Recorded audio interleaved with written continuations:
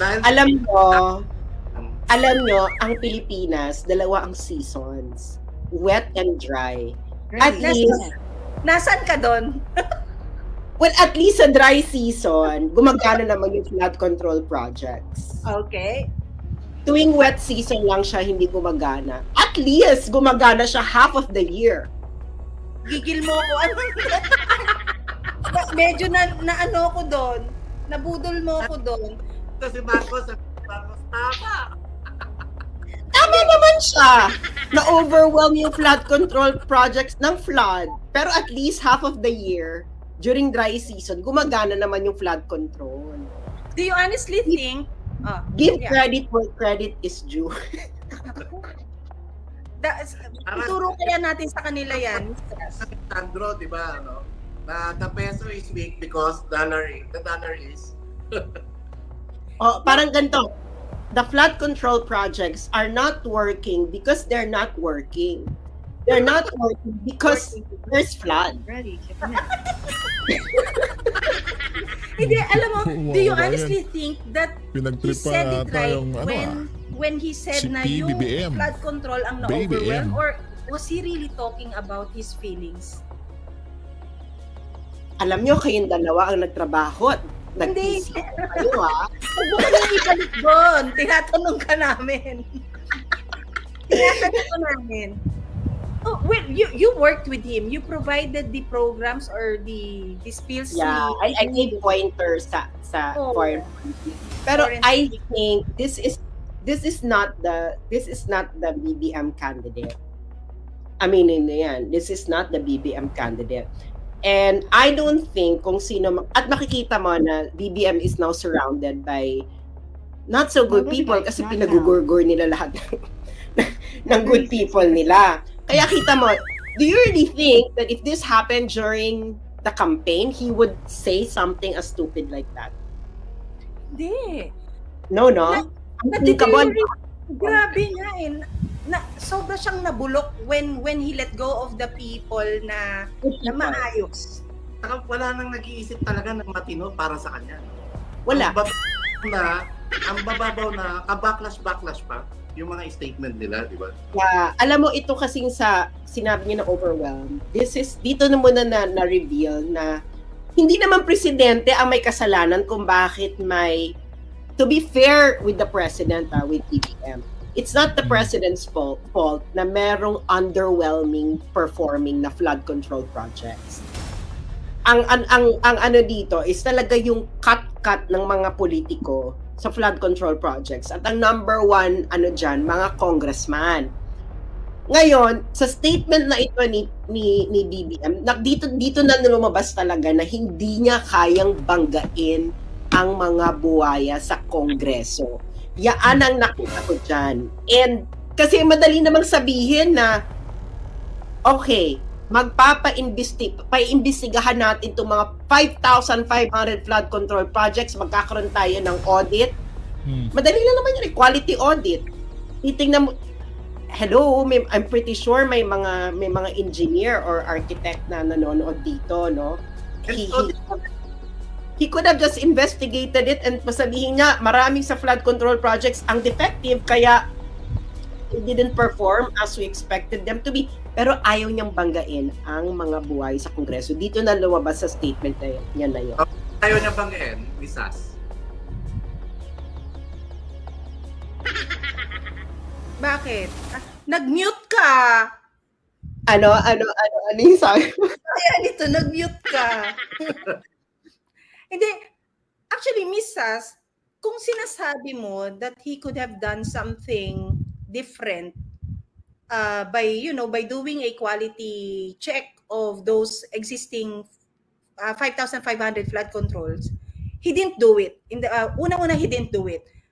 Ang second point ko is, he even claimed it as his during his SONA. Why would he do that? Yung hindi mo na nga mabangga yung mga yung pinsan mo at yung tauhan ng mga pinsan mo, kinlaim mo pa na sa'yo yung 5,500 flood control. Well, I think kasi they're pressured to reveal mind-boggling achievements, no, tuwing SONA. So, di ba ang ganda naman pakinggan na we have 5,500 completed projects. E-expose ko pa nga kasi nga alam mo naman, may mga whistleblower na mga nasa government. Sabi nung taga-government na nagsabi sa akin, yung 5,500 po na yan pa yung mga leftover ng previous administration ng recently lang natapos. Hindi ibig sabihin, ngayon siya sinimulan, tapos under you. Kasi yung mga pinondohan pala daw, ng new administration, hindi siya tapos. Yung iba hindi nga natapos kasi nga nakuha na. So I think yung kasi nakita na natin yan, halimbawa yung drug-free barangay.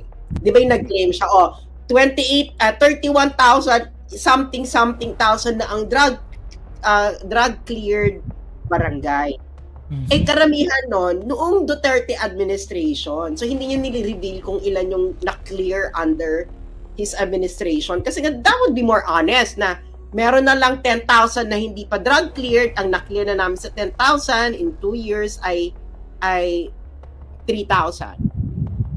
Parang ganon. So, ganon din dito sa flood control. I think, kailangan nila magpresenta ng achievements na nakakamangha Ayun nga lang, pagkatapos ng SONA, nagkaroon ng bagyo, na fact-check siya ni Karina. Ngayon, di ba ganun din naman siya? Sabi niya, merong nabangga ng barko na parang yung isa kaya naging 5,499 for a while sa SOCMED, di ba? Yes. Saka yung sabi niya, dahil maraming basura. Ngayon kasi, ang nangyayari, I think the people around BBM ay hindi na talaga nag-iisa. Halimbawa yung nagsabi maraming basura, huwag kayong magkalat ng basura.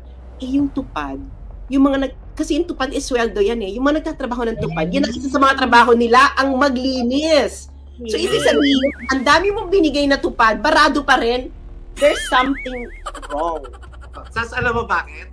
Ang sindikato nila sa tupad, pagbibihin nila yung mga kababayan natin, tapos magwawalis lang ng konti at aayusin na. At tapos yung mga DSWD, mag-aalisa na rin. Ibig sabihin, pang-photo op lang rin at attendance. Hindi pa pwede yun. Kasi sa buong araw, walang ganon. Kasi under the law, Marlon, saka ang tupad, you have to work at least 10 days. And you cannot exceed 30 days. Tapos you can only avail tupad work 2 times in a year. Tapos dapat yung tupad na sweldo either digital mo ma-receive or through money remittance. Yun yung nakalagay sa batas. Magkakaroon ka lang ng pwede lang siyang in person kung walang available money remittance center sa lugar mo or something like that. So, kaya nga itong mga nangyayari ngayon, marami itong kababalaghan. Ito ngayon talaga ang sinasabi ni Romualdez sa panahon ng kadiliman at kasama. Mismo. Ito nga, nakakaloka yung ninong mo, Miss As. Yan tito mo, sabihin mo, mayos-ayos nga. Nakagigigil ako sa kanya. Actually, balikan ko lang, Marlon, yung sinabi mo nun sa tupad, Because I've seen it sa probinsya where I live, medyo nasa barrio side kami. Nakikita ko, Marlon, or Sas, na alam mo yung pinagdadamit lang sila at pinagpupwesto sila na hawak nila yung walis.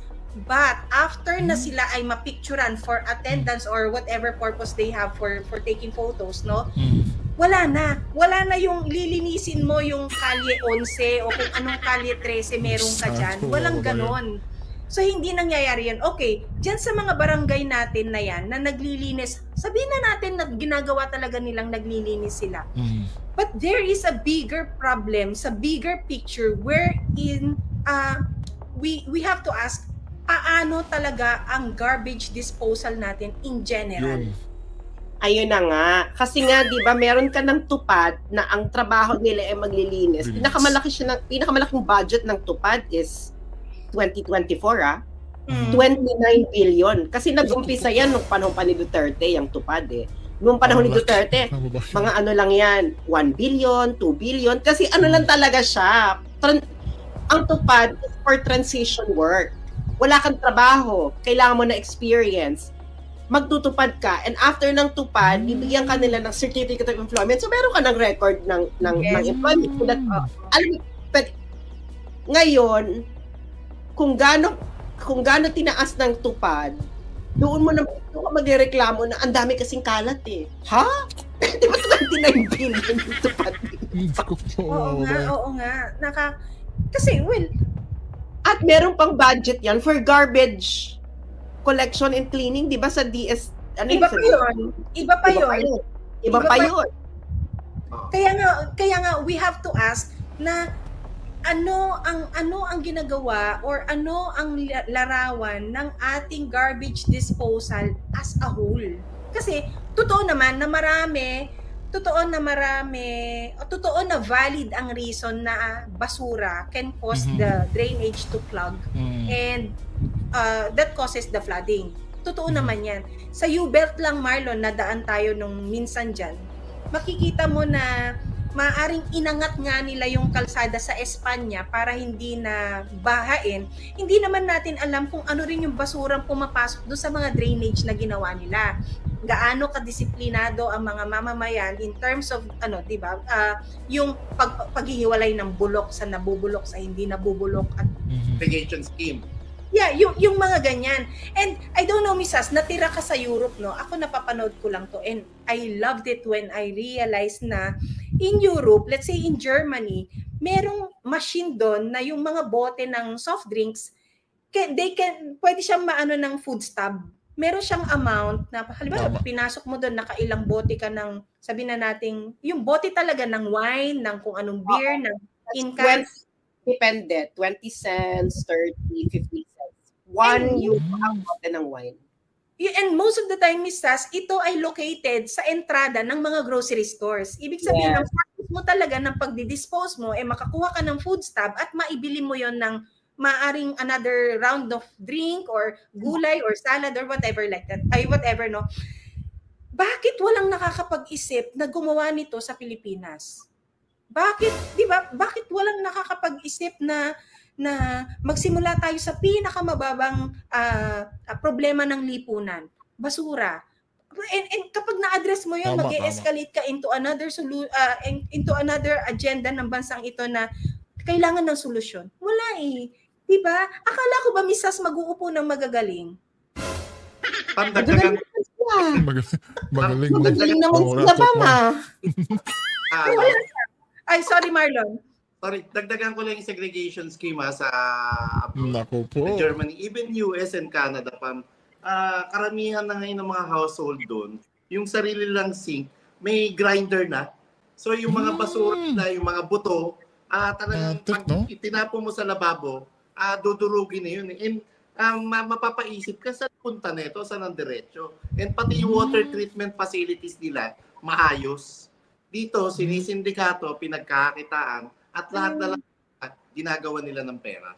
Hindi kasi ang ano talaga nila is yung flood control nila is hindi naman talaga para makontrol yung flood. It's project-projectan. Kasi nga madali silang kukupit dyan sa flood control, di ba? Mga kuning-kuning na flood control, hindi ba? Halimbawa, yung issue nila hindi naman ganun kalakas yung hangin. So hindi gumagana yung drainage. Pero pag tiningnan mo yung mga flood control, bakit hindi na lang nila ayusin yung drainage ng mga yung drainage system sa Pilipinas? Ano pa ito? Hindi siya sumusunod sa population growth. So yung drainage system natin noong mga panahon ng mga lola dati, parang ganun pa rin ata yung drainage system sa Pilipinas. Hindi talaga siya gagana. Kaso nga, ang sabi nga, di ba, ayaw nga nilang lutasin yung problema. Kasi habang hindi nalulutas yung problema, tuloy ang pag-overwhelm ng bulsa. Yun. At Tumpak ka dyan, may sas. Sa dredging, di ba?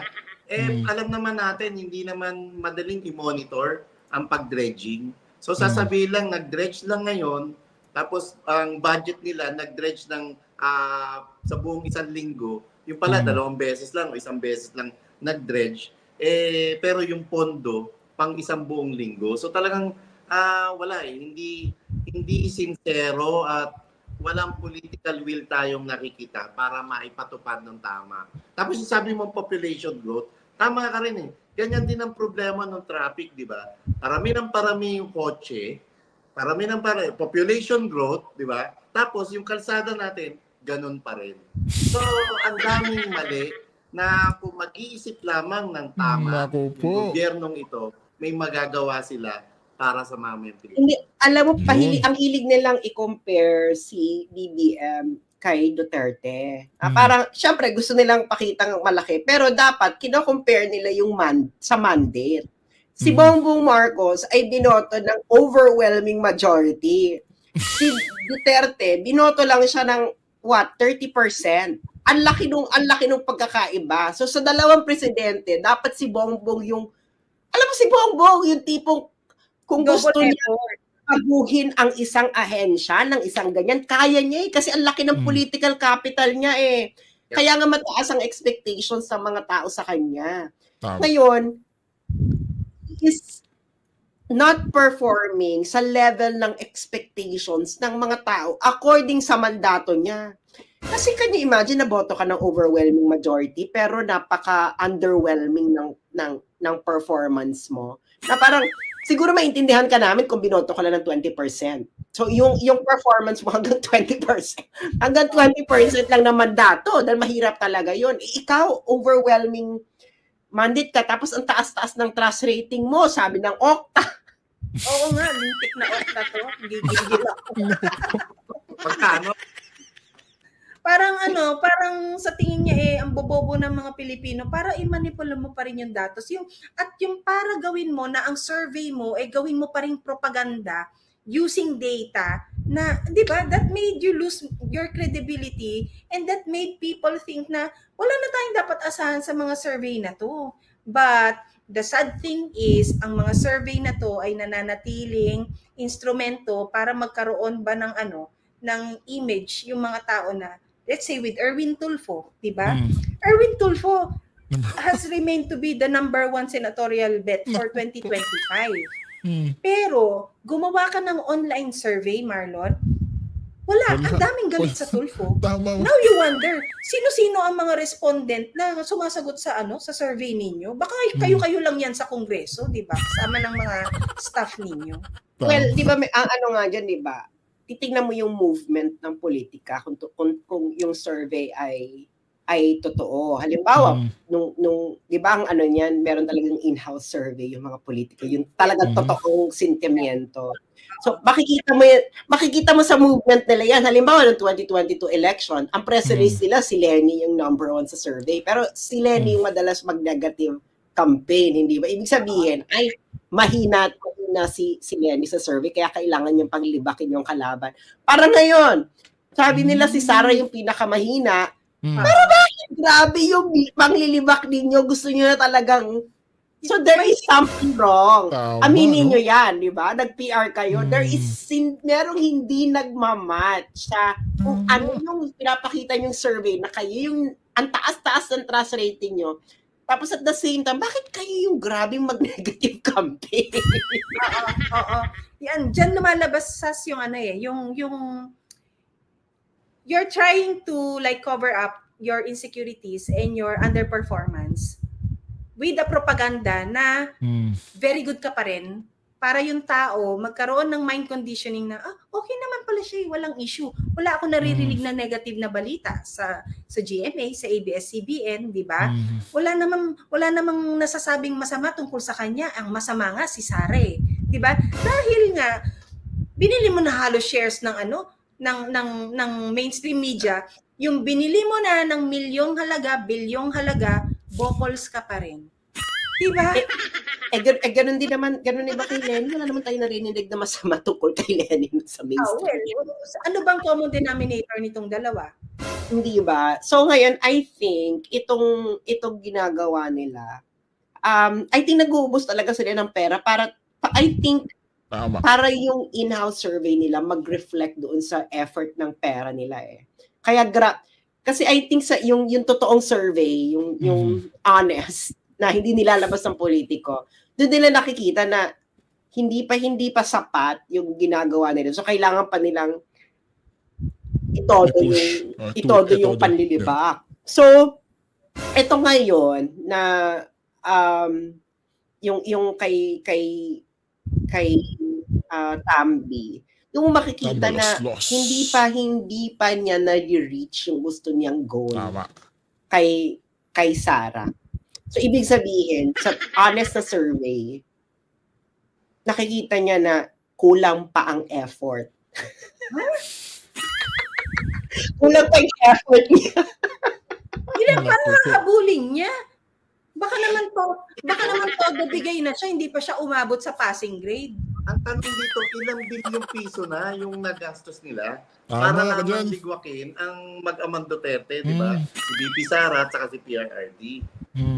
Kaya bongga ngayon ng mga PR, mga PR. Sobra. And lahat ng mga malalaking nasa kanila. And may isang meeting na pinipa, may nakakwentuhan sila, isang malaking PR, Pam, naalala mo to? Kwento nung isang kausap natin. Ang sabi niya, halos lahat ng araw, inamin nila, halos lahat ng mainstream media, hawak nila. Pero ang isang pinakamalaking problema nila ngayon, alam mo ano SAS?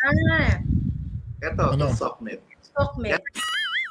Tama. At yung narinig namin yon, lalo akong ginanayan. Loko kayo, di ba? Tingnan natin, we'll see.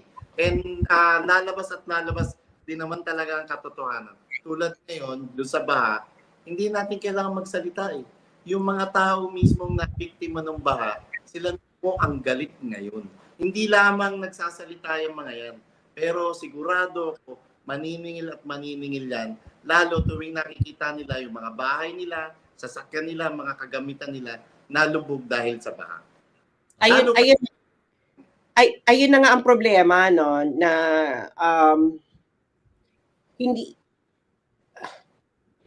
una-una, hindi naman natin kasalanan na siya ang nagbida ng flood control project. Tama. Sino bang sumulat nun? Hindi gigil ako. Hindi ba? Na parang, bakit mo binida? Binida mo, pinalakpakan ka pa, nung na-fact check ka the following week. Parang, galit, parang yung mga tao pa yung masama na hinahanap yung flood. Pero nakikita mo talaga na apektado kasi presidente ning sumasagot eh. Sinagot niya na yung flood control na nababasa ko sa dyaryo. Talaga, ikaw nagbabasa, ikaw nakikinig ng radyo. Tigilan mo nga kami. At makikita mo sa mukha niya yung pagkapikon na niya, ha? At hindi niya, kasi hindi niya malusutan to eh. Kaya nga, hindi niya malusutan to, lalo na ayaw niyang banggain yung dapat banggain. Naku, ano ba yung Mr. President? Hindi mo naman kasalanan kung yung mga contractors defective yung flood control project.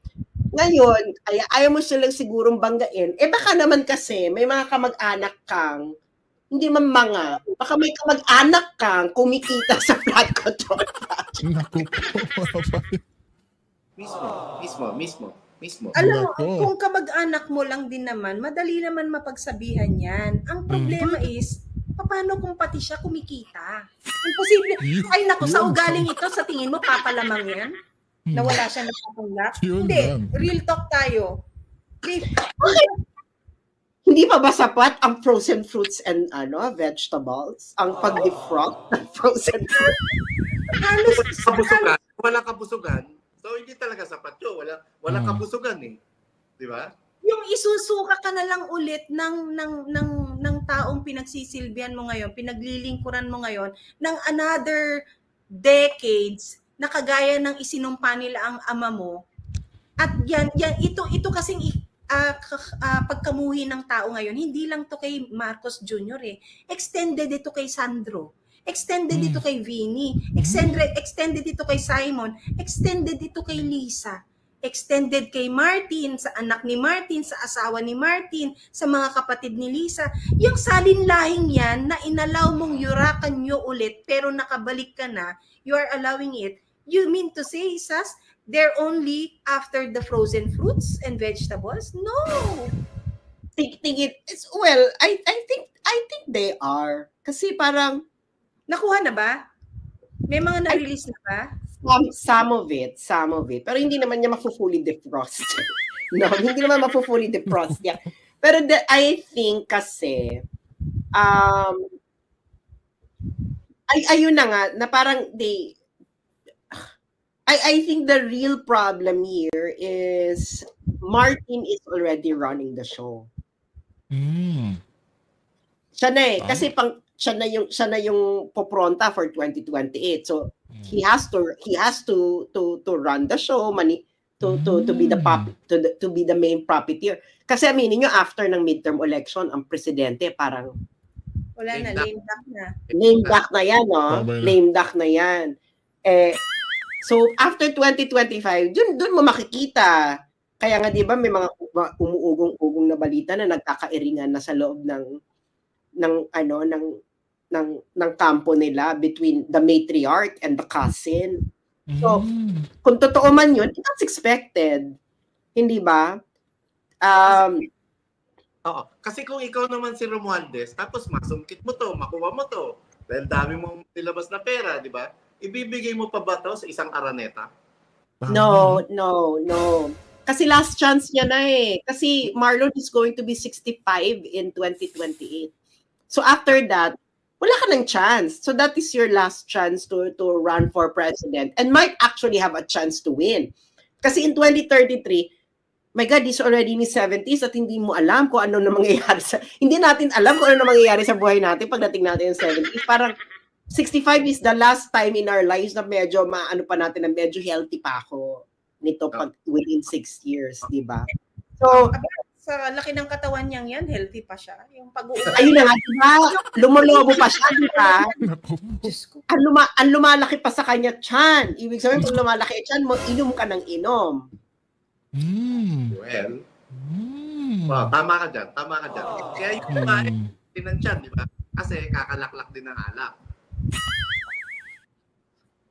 Marlon, ikaw mapapahamit mo pa kami sa'yo. Hindi ba? Bakit lumalaki tiyan? Di ba kakainom nga? Kakalaklak na ng alak. Tama. Mamahalin ang alak ng iniinom sa mga to. Sobra-sobra. Well, okay, let's go back dun sa sinabi ni Sas kanina, no, na they're preparing for Martin to be the next guy or the next big thing for 2028. But no one amongst them realizes na it's not working. Whatever they're doing right now is not working for him. Kasi you remember, I don't know if it was 2016 or 2019 when he ran for Senate. 2016 ba? Si Martin tumakbo na yan. He didn't even make it to top 15. Tapos, you want to be president? Na ang performance mo kamuhi-muhi? Di ba kaya nga yung pumalit sa Smartmatic, hawak nila. Isn't there a math to dadayaan? Diba? Kung wala namang botong pumapasok, how can you put more? Well, di ba, kaya nga pinaprime na, mas mataas na si Romualdez. Kaya imagine si Romualdez. Actually, totoo yan. Yung may conditioning na mataas na siya is because in preparation for something na hindi na dapat ikagulat ng maraming tao. Oo, kasi nga, priming na priming na yan na, si Martin, 65% na. So parang, eto na siya, eto na. Kaya nga, ang sabi nga ni Marlon, di ba, ang problema nila social media, kung paano nila kokontrolin. Kaya nga siguro, naghahanap na sila ng maraming paraan kung paano mapatahimik yung malalaki, lalo na sa Facebook, kasi Facebook pa rin yung pinakamalaki na SOCMED sa... Kaya ka nga inunang i-Bangladesh. Kaya nga nabanggit ko, bakit ako na Bangladesh ako? Ganun.